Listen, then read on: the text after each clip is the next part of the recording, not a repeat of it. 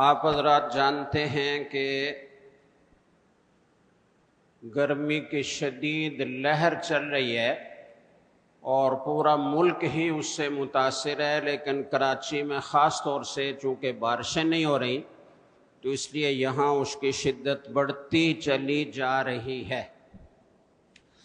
میں نے پہلے بھی ایک سے زائد مرتبہ شاید بیان کیا کہ یہ جو دنیا میں مصیبتیں آتی ہیں، حافظ ابن قیم رحمہ اللہ تعالیٰ یہ فرماتے ہیں یہ جتنی مصیبتیں، آفات ہیں، سیلاب ہیں، زلزلے ہیں، گرمی کی شدت ہے، بے روزگاری ہے، اگر اس کا ایکو چل رہا ہے تو ختم کر دیجیے، بے روزگاری ہے، آپس کی لڑائیاں ہیں، نفرتیں ہیں، افراتفری ہے، خلفشار ہے، طرح طرح کی بیماریاں ہیں، وبائیں ہیں، یہ سب مصائب اللہ تعالیٰ ان کو ظاہری طور پر مادی اسباب سے جوڑتے ہیں۔ جیسے زلزلہ آتا ہے تو لوگ کہتے ہیں کہ جی زمین کے نیچے پلیٹیں ہیں وہ ہل جاتی ہیں تو زلزلہ آتا ہے، یہ تو ایک مادی سبب ہے، لیکن اس مادی سبب کے پیچھے کیا ہے؟ وہ پلیٹیں ہلتی کیوں ہیں؟ بارشیں زیادہ ہو گئیں تو اس لیے شہر میں پانی بھر گیا، یا فصلیں تباہ ہو گئیں، یہ سبب ہے فصلوں کے تباہ ہونے کا، یا بارشیں رک گئیں اور قحط سالی آ گئی اور فصلیں ہو ہی نہیں پائی، تو یہ تو ٹھیک ہے کہ ظاہری سبب ہے، لیکن وہ طوفانی بارشیں کہاں سے آئیں؟ کیوں آئیں؟ بارشیں رک کیوں گئیں؟ سال ہاں سال تک بارش ہی نہیں ہو رہی، قحط سالی آ گئی، فصلیں ہو ہی نہیں رہی اور لوگ بھوک پیاس سے مر رہے ہیں، جانور مر رہے ہیں، تو کیوں ایسا ہوتا ہے؟ حافظ ابن قیم رحمہ اللہ تعالیٰ فرماتے ہیں کہ مادی اسباب اور جو اس کے معنوی اسباب ہیں ان میں کوئی تعارض نہیں ہے، ظاہری طور پر ظاہری سبب بھی نظر آتا ہے، لیکن اس ظاہری سبب کے پیچھے وہ معنوی سبب ہوتا ہے اصل میں، ورنہ کائنات اللہ تعالیٰ نے جب پیدا فرمائی تھی تو اس میں کسی قسم کا کوئی بگاڑ نہیں تھا۔ اگر دوسرے اسباب ساتھ نہ ملتے، لوگوں کی معصیتیں اور نافرمانیاں وجود میں نہ آتی تو یہ ساری کائنات انسانیت کے لیے، جنات کے لیے، پوری کائنات کے لیے مفید ہی مفید ہوتی اور کبھی کوئی نقصان نہ ہوتا، کبھی کوئی بیماری نہ آتی، کبھی کوئی اور پریشانی نہ آتی۔ اللہ نے کائنات کو ایسا پیدا کیا تھا، ہماری معصیتوں کی وجہ سے پھر اللہ تعالیٰ مادی اسباب کو آگے پیچھے کر دیتے ہیں، حرکت دے دیتے ہیں، روک دیتے ہیں، مصیبتیں آتی ہیں، سیلاب آتے ہیں، خشک سالی آتی ہے۔ اور یہ قرآن کریم کی متعدد آیات میں اس بات کو بیان کیا گیا ہے۔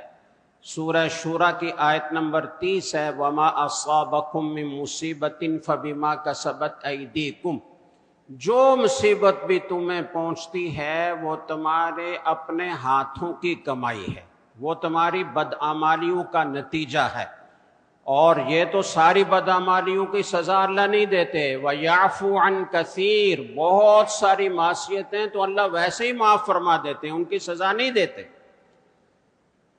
سورہ روم کی آیت نمبر 41 ہے، ظَهَرَ الْفَسَادُ فِي الْبَرِّ وَالْبَحْرِ بِمَا كَسَبَتْ أَيْدِي النَّاسِ لِيُذِيقَهُمْ بَعْضَ الَّذِي عَمِلُوا لَعَلَّهُمْ يَرْجِعُونَ، یہ جو خشکی میں، تری میں جو بھی بگاڑ پیدا ہوتا ہے، جو فساد ظاہر ہوتا ہے، وہ لوگوں کے ہاتھوں کی کمائی ہے، وہ لوگوں کے ہاتھوں کی کمائی ہے۔ اور ایسا کیوں ہوتا ہے؟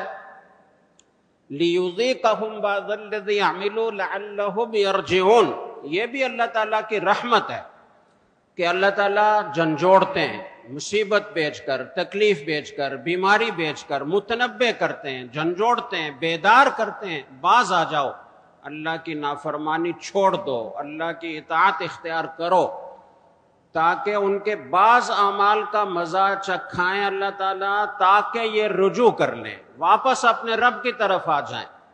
یہ بھی اللہ کی رحمت ہوتی ہے، ورنہ قرآن کریم کی ایک اور آیت میں یہ ہے، فَلَمَّا نَسُوا کیا ہے؟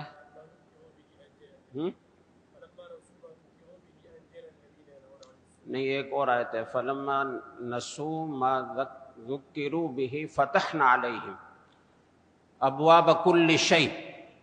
جب لوگ بالکل ہی بھول جاتے ہیں نا، کسی تنبیہ سے بھی باز نہیں آتے اور توبہ نہیں کرتے، اللہ کی طرف رجوع نہیں کرتے، پھر اللہ تعالیٰ ڈھیل دے دیتے ہیں. فتحنا علیہم ابواب کل شیء، تمام چیزوں کے دروازے کھول دیتے ہیں. خوشحالی ہے، مال و دولت ہے، عیش و عشرت ہے، لیکن پھر جب وہ خوش ہوتے ہیں تو کیا ہوتا ہے؟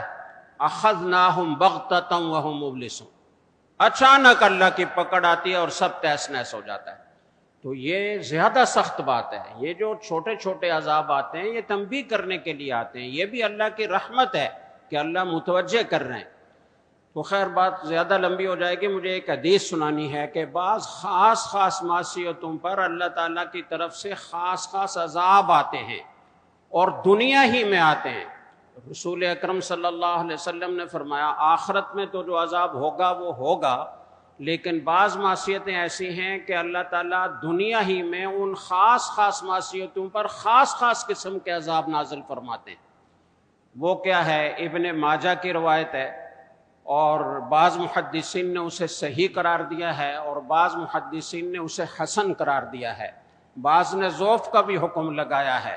لیکن ظاہر ہے کہ جب صحیح بھی ہے حسن بھی ہے تو اسی کا اعتبار ہوگا اور قابل استدلال ہوگی. اور پھر یہ کہ اس کے قرآن و حدیث میں دسیوں شواہد ہیں، اس مضمون کی آیات موجود ہیں، اس مضمون کی دوسری صحیح ترین احادیث موجود ہیں، اس لیے مضمون بالکل صحیح ہے. اور وہ کیا ہے؟ حضرت ابن عمر رضی اللہ تعالیٰ عنہ فرماتے ہیں اقبل علینا رسول اللہ صلی اللہ علیہ وسلم، رسول اکرم صلی اللہ علیہ وسلم ہماری طرف آئے، ہماری طرف متوجہ ہوئے. فقال، اور فرمایا یا معشر المہاجرین، اے مہاجرین کی جماعت. اس وقت مہاجرین ہی سامنے ہوں گے، اس لیے خاص طور سے ان کو خطاب کیا. خمس اذا، بعض روایت میں خمس خصال ہے، 5 عادات ہیں، 5 خصلتیں ہیں، 5 صفات ہیں، 5 اعمال ہیں. اذا ابتلیتم بہن، جب تم ان میں مبتلا ہو جاؤ گے تو اللہ تعالیٰ دنیا ہی میں جلدی اس کے نتیجے میں عقاب نازل فرمائیں گے. وَأَعُوذُ بِاللَّهِ أَن تُدْرِكُوهُنَّ، میں اللہ تعالیٰ سے پناہ چاہتا ہوں کہ تم انہیں پاؤ اور تم ان خصلتوں میں، ان برائیوں میں مبتلا ہو. ان میں سے پہلی چیز کیا ہے؟ آپ نے فرمایا کہ لم تظہر الفاحشۃ فی قوم قط حتی یعلنوا بها الا فشا فیہم الطاعون والاوجاع التي لم تكن مضت فی اسلافہم الذین مضوا. جب کسی قوم میں بے حیائی غالب آ جاتی ہے، پھیل جاتی ہے، عام ہو جاتی ہے، اور اتنی عام ہو جاتی ہے کہ پھر انہیں کسی سے حیا بھی نہیں رہتی اور وہ اعلانیہ اس فاحشہ کا ارتکاب کرتے ہیں، ایک دوسرے کو بتاتے ہیں، فخر کرتے ہیں. یہ ہے بے حیائی کے درجات ہیں. بالکل آخری کارروائی تو انتہا ہے نا بے حیائی کی، اس سے پہلے کے جتنے اقدامات ہیں وہ سب بے حیائی ہے.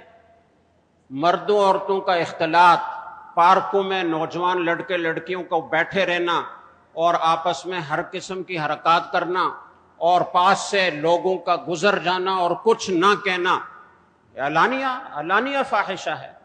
عورت مارچ، میرا جسم میری مرضی، شوہر کے لیے میں کھانا کیوں پکاؤں، میں اس کی کوئی غلام ہوں، یہ بے حیائی. اور بعض بابے بغیر سوچے سمجھے ان کے ساتھ ہو جاتے ہیں، قبر میں پاؤں لٹک رہے ہیں، زندگی پتہ نہیں کن کن معصیتوں میں گزری، اب اللہ سے توبہ کرنے کی بجائے، اللہ کو یاد کرنے کی بجائے فاحشہ عورتوں کے ساتھ لگے ہوئے. ساحل سمندر پر آپ دیکھیں، جو چیزیں کفریہ ممالک میں ہوتی تھیں اور اسلامی ممالک میں ان کا کوئی تصور نہیں تھا، اب وہ ساری چیزیں آہستہ آہستہ عالم اسلام میں، اسلامی ممالک میں آپ کو نظر آ رہی ہیں. اور جیسے کفریہ ممالک میں یہ قوانین بن چکے ہیں کہ لڑکا لڑکی آپس میں رضامندی سے کچھ بھی کریں، قانون انہیں کچھ نہیں کہے گا۔ سر عام شارع پر چلتے ہوئے سڑکوں پر وہ منہ کالا کرتے ہیں، حرکات کرتے ہیں، کوئی پوچھنے والا نہیں ہے، کسی کو کوئی تکلیف نہیں ہوتی، کسی کے پیشانی پر بل نہیں آتے، کوئی قانون حرکت میں نہیں آتا۔ اور اسی طرح کے قوانین اسلامی ممالک میں بنانے کی تحریکیں چل رہی ہیں، ان کی تنظیمیں اور این جی اوز اس کی کوشش میں کہ پورے عالم اسلام میں بھی اس طرح کے قانون بنے کہ یہ کوئی زنا تو وہ ہوتا ہے جو جبرن کیا جائے، مرد عورت اگر اپنی رضامندی سے منہ کالا کرتے ہیں تو یہ اظہار رائے کی آزادی ہے، ہر آدمی آزاد ہے، وہ جو چاہے کرے، اس کی نجی زندگی میں حکومت دخل نہیں دے سکتی۔ اور اس طرح کے قوانین کی آوازیں لگ رہی ہیں، مرد مرد سے شادی کرے، عورت عورت سے شادی کرے، ہم جنس پرستی، اس کے قانون بننے کی تحریک چلی نہیں چلی، اسمبلی میں آیا، بل نہیں آیا، اور حتیٰ کہ وہ پاس بھی ہو چکا، اگرچہ اس کی تفصیلات ہیں، اس پر احتجاج ہوا اور انہوں نے کہا کہ ہم واپس لے رہے ہیں، نظر ثانی کریں گے، لیکن ابھی تک کچھ ہوا نہیں نظر ثانی، اور لوگ ہو رہے ہیں، لڑکے لڑکیاں بن رہے ہیں، لڑکیاں لڑکے بن رہے ہیں مصنوعی طور پر، اور لڑکے کی لڑکوں کے ساتھ اور لڑکے کی لڑکیوں کے ساتھ شادی عالم اسلام میں، آپ کے پاکستان میں ہو رہی ہے۔ یہ کیا ہے؟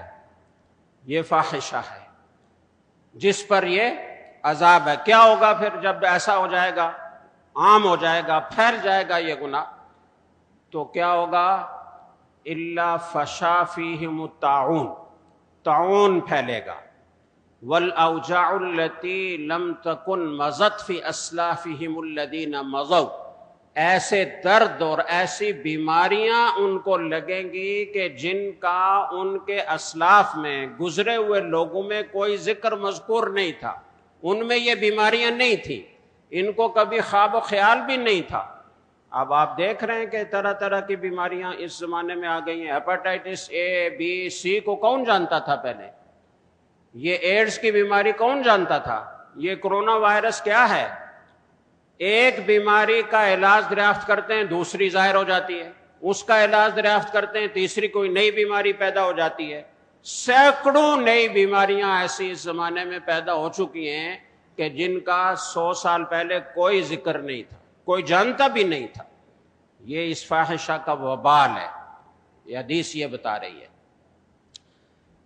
نمبر 2، وَلَمْ يَنْقُصُ الْمِكْيَالَ وَالْمِيزَانَ إِلَّا أُخِذُوا بِالسِّنِينِ وَشِدَّةِ الْمَعُونَ وَجَوْرِ السُّلْطَانِ عَلَيْهِمْ، جب ناپ تول میں کمی شروع کر دیں گے لوگ، دوسرے کی حق تلفی کریں گے، اس کا حق پورا دینے کی بجائے کم تول کر دیں گے، کم ناپ کر دیں گے، یہ مثال کے طور پر ہے، ورنہ کسی بھی طرح کسی کی حق تلفی اگر کریں گے تو اس کا نتیجہ کیا نکلے گا؟ قحط سالی آئے گی، بارشیں رک جائیں گی، اور قحط آئے گا۔ بارشیں رکنے کی وجہ سے آئے یا کسی اور وجہ سے آئے، مختلف اسباب ہیں قحط سالی کے، تو قحط سالی آئے گی، نمبر 1۔ نمبر 2، لوگوں کی زندگی مشکل ہو جائے گی، شدت المعونہ، بہت مشقت اٹھائیں گے، آؤٹ پٹ کم ملے گا، بہت محنت کی، بہت مشقت کی اور بہت مصیبتیں اٹھائیں، لیکن نتیجہ بہت تھوڑا سا حاصل ہوا یا بالکل ہی حاصل نہیں ہوا۔ یہ ہے شدت المعونہ۔ وجور السلطان علیہم، تیسرا عذاب کیا ہوگا اس کا؟ بادشاہ ان پر جبر کرے گا، ظلم کرے گا، ظالم حکمران مسلط ہو جائیں گے۔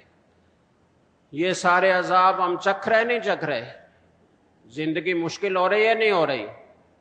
دن رات محنت کر رہے ہیں لیکن آؤٹ پٹ کچھ نہیں ہے، حاصل کچھ نہیں ہو رہا ہے تو آگے مہنگائی کی نظر ہو رہا ہے، طرح طرح کے ٹیکسز کی نظر ہو رہا ہے۔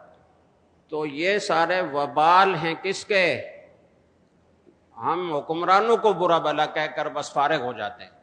ہر آدمی اپنے گریبان میں جھانکے، میں کیا کر رہا ہوں؟ میں کسی کی حق تلفی تو نہیں کر رہا، کسی کو ناپ تول میں کمی کر کے اس کا حق تو نہیں دے رہا، کسی کا کچھ کوئی غصب تو میں نے کر رکھا، کسی کی زمین غصب کر رکھی ہے، کسی کا پلاٹ غصب کر رکھا ہے، کسی کی دکان پر قبضہ جما رکھا ہے، کسی کا قرض لیا تھا واپس دینے میں ٹال مٹول ہو رہی ہے، میں نے کسی کی حق تلفی تو نہیں کی، ہر آدمی اپنے گریبان میں جھانکے۔ ہمارے معاشرے میں کیا کچھ نہیں ہو رہا، دودھ میں کس قدر ملاوٹ ہے، کیمیکلز ملائے جا رہے ہیں، مضر صحت چیزیں اس میں ملائی جا رہی ہیں۔ پانی تو بہت غنیمت ہے اگر سے کوئی صرف پانی پر اکتفا کرے، مصنوعی پاؤڈر اور کیمیکل ڈال کر اور سرف ڈال کر اس میں جھاگ پیدا کی جا رہی ہے اور ہمارے بچوں کو وہ پلایا جا رہا ہے۔ کون سی چیز ہے جس میں ملاوٹ اور دو نمبری نہیں ہے؟ تو صرف حکمران قصوروار ہے، میرے اور آپ کے ذمے کچھ نہیں ہے۔ یہ وبال، 3 قسم کے وبال آئیں گے دوسروں کی حق تلفی کرنے پر، ناپ تول میں کمی کرنے پر۔ نمبر 3، وَلَمْ يَمْنَعُوا زَكَاةَ أَمْوَالِهِمْ إِلَّا مُنِعَ الْقَطْرَ مِنَ السَّمَاءِ وَلَوْلَا الْبَهَائِمْ لَمْ يُمْطَرُوا۔ فرمایا کہ جب اپنے اموال کی زکوٰۃ لوگ روک کر رکھ دیں گے، وہ نہیں دیں گے، تو اس کا نتیجہ کیا نکلے گا؟ اس کا نتیجہ یہ نکلے گا کہ آسمان سے بارش روک دی جائے گی، اور اگر یہ چوپائے نہ ہوتے، جانور نہ ہوتے، اور بعض روایات میں آتا ہے کہ اطفال رضع، دودھ پیتے بچے نہ ہوتے، اور شیوخ رکع، اور یہ رکوع سجدے کرنے والے یہ سفید ریش بزرگ نہ ہوتے، اور ایک اور لفظ ہے میں بھول گیا ہوں، کسی کو یاد ہے؟ علماء کرام بھی میری طرح ہی ہیں۔ اطفال رضع اور شیوخ رکع و بہائم رتع، بہائم رتع، یہ پیاس سے تڑپنے والے اور چارہ کھانے والے یہ جانور نہ ہوتے تو اللہ تعالیٰ ایک قطرہ بارش کا نہ برساتے، تمہارے گناہوں کا وبال یہ ہوتا۔ لیکن اللہ تعالیٰ کو ان چھوٹے معصوم بچوں پر ترس آتا ہے جو بزرگ اللہ کے فرما بردار ہیں۔ رکع کا مطلب ہے کہ وہ ساری زندگی ان کی اللہ کے سامنے جھکی ہوئی ہے اور ہر شعبہ زندگی سے متعلقہ احکام پر وہ عمل کر رہے ہیں، وہ نہ ہوتے، اور یہ چوپائے نہ ہوتے، بے جان بے زبان معصوم، تو اللہ تعالیٰ ایک قطرہ بارش کا نہ برساتے۔